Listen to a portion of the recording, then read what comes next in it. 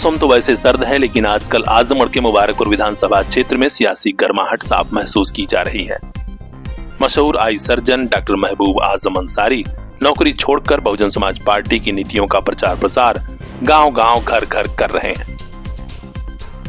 इससे विरोधी पार्टियों में भी खलबली मची हुई है। हाल ही में बसपा सुप्रीमो सुश्री मायावती से मिलकर लौटे डॉक्टर महबूब आजम आज मुबारकपुर में मीडिया से मुखातिब हुए और कई बातें साझा की। उन्होंने कहा कि लॉ एंड ऑर्डर क्या होता है उत्तर प्रदेश का आवाम बखूबी जानता है कि बहुजन समाज पार्टी की सरकार में ही यह देखने को मिला था। उन्होंने कहा कि सुश्री मायावती की सरकार ने जनता की हर अपेक्षा पर खरा उतरकर बता दिया कि सुशासन क्या होता है। डॉक्टर साहब, ये जो मुबारकपुर विधानसभा है, इस पे देखा गया कि बीएसपी पार्टी जो है हमेशा हावी रही है जी। और लेकिन पिछले चुनाव का अगर समीकरण देखें तो वो बिगड़ गया था और बीएसपी दूसरे नंबर पर रही, चुनाव वो हार गए। दूसरी बात, अगर पूरे प्रदेश की बात करें तो 2022 के जो विधानसभा चुनाव हुआ उसमें बीएसपी जैसी बड़ी पार्टी को सिर्फ एक विधानसभा ही मिली।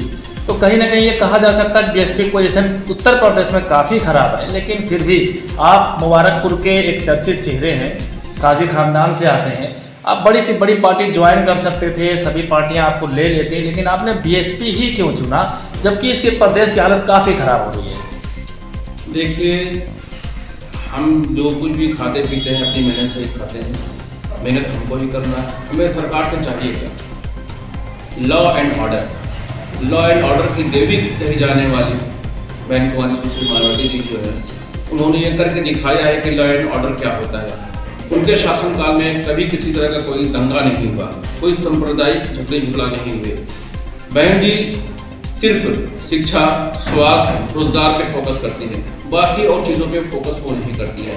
हाँ, पिछली बार प्रदर्शन खराब रहे, कुछ हम लोग नौजवान कहिए कि कहीं न कहीं समझ नहीं सके और जो उनको छलावा दिया गया, एक बहकावा दिखाया गया कि भाई हमें सरकार बदलना है, सरकार हटाना है, दूसरी सरकार बदलना है।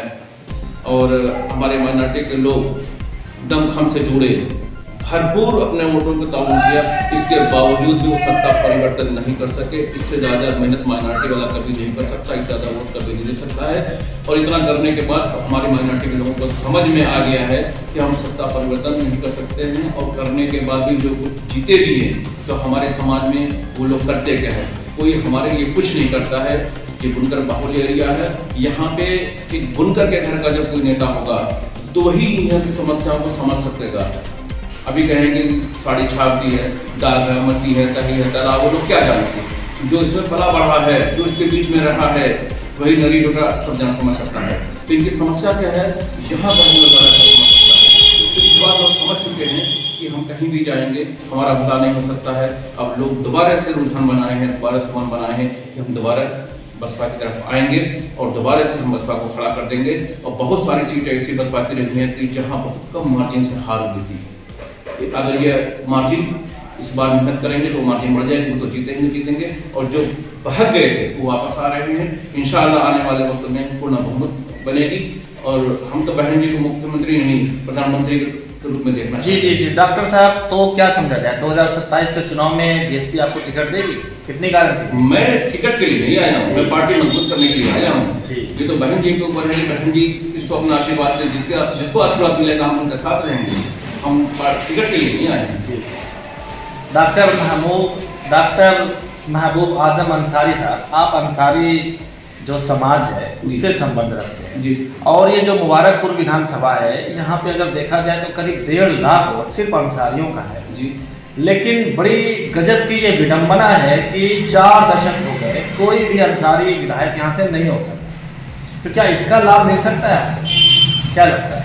अब देखिए, जरूर मिलेगा।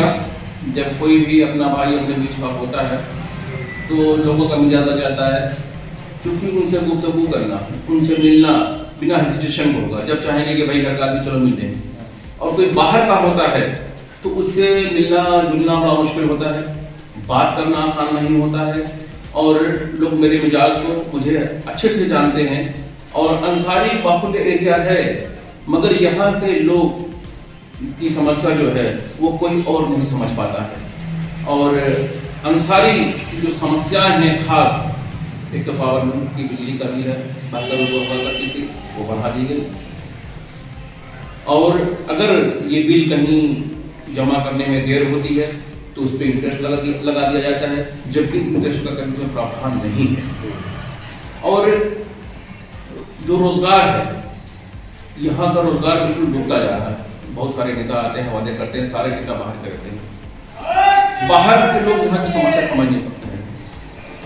और आप देखेंगे कि हम अपनी साड़ियाँ बनाते हैं यहाँ, और बनाने के बाद से लो दही दो दही वाली बात हम करते हैं, यहाँ से ले जाएंगे बनारस बेचेंगे, बेचने के बाद से ये नहीं कि आपको कैश पैसा मिल जाएगा, बेचने के बाद से इंतजार करेंगे।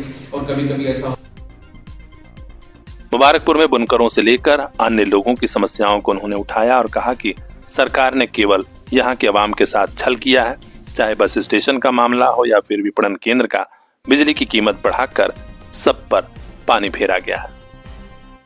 डॉक्टर महबूब आजम अंसारी ने कहा कि बहुजन समाज पार्टी की फिर एक बार उत्तर प्रदेश में सरकार बनेगी और बड़ी तादाद में लोगों की उम्मीदें पूरा होंगी। खास खबरों के लिए बने रहिए हमारे साथ। ब्यूरो चीफ मोहम्मद जावेद लड्डू की रिपोर्ट, पीआर इंडिया न्यूज। वो स्कूल जहां जिंदगी मुस्कुराए, लिटिल फ्लावर नर्सरी स्कूल, नई कॉलोनी, पटखौली, आजमगढ़। हमें खुशी है और बढ़ा है गार्जियंस का भरोसा। इस बार नर्सरी से क्लास 8वीं तक में एडमिशन शुरू। स्मार्ट क्लासरूम, खेल खेल में पढ़ाई और हाँ, 2 बच्चों के एडमिशन पर तीसरे बच्चे का प्रवेश निःशुल्क। लिटिल फ्लावर नर्सरी स्कूल, नई colony, Patkhauli, Azamgarh. Contact number 9452403857।